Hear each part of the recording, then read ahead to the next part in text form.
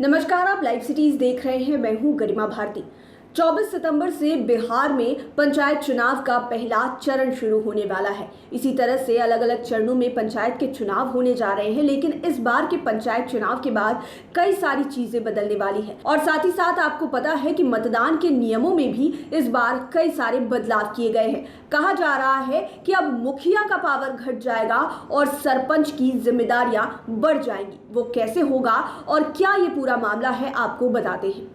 बिहार में अगले 5 वर्षों के लिए पंचायत के अलग अलग प्रतिनिधियों के गठन की प्रक्रिया शुरू हो गई है। राज्य में पंचायती राज संस्थानों के लिए 6 पदों का चुनाव होना है। इनमें वार्ड सदस्य, पंच, मुखिया, सरपंच, पंचायत समिति सदस्य और जिला परिषद सदस्य का पद शामिल है। पंचायतों में सबसे अधिक होड़ मुखिया और जिला परिषद के लिए देखी जाती है। इसके बाद पंचायत समिति सदस्य और सरपंच के पद का नंबर आता है।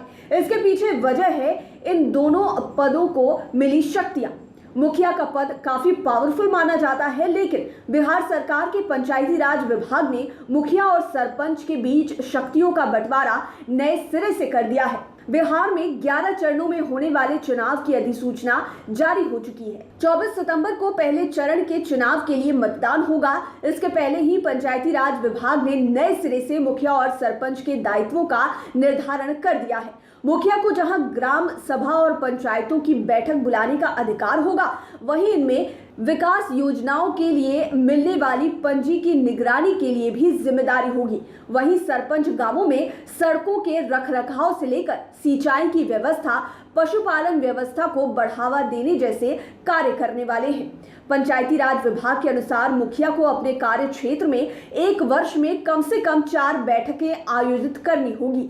बैठक के अलावे इनके पास ग्राम पंचायतों के विकास की कार्य योजना बनाने के साथ साथ प्रस्तावों को लागू करने की जवाबदेही भी होगी। इसके अलावा ग्राम पंचायतों के लिए तय किए गए टैक्स, चंदे और अन्य शुल्क की वसूली के इंतजाम करने होंगे। तो इसी तरह से बिहार में अब पंचायत के भीतर सरपंच और मुखिया के पदों के बीच में पावर का बंटवारा हो गया है। शक्तियों को बांट दिया गया है। मुखिया के पावर को कुछ हद तक कम किया गया है, तो सरपंच की जिम्मेदारियां अब बहुत ज्यादा बढ़ा दी गई है। मुखिया को एक पावरफुल पद माना जाता आ रहा है शुरुआत से ही, लेकिन अब मुखिया और सरपंच के बीच में जिस तरह से जिम्मेदारियां बांटी गई है, दोनों को काफी बड़ी बड़ी जिम्मेदारियां मिली है। अब देखने वाली बात यह होगी कि पंचायत चुनाव के बाद किस तरह से कार्यभार का बंटवारा होता है और जब धरातल पर काम होते हैं तो सरपंच द्वारा किए गए काम क्या मुखिया की बराबरी कर सकेंगे, या फिर मुखिया जो काम करते हैं वो सरपंच के कामों को किस तरह से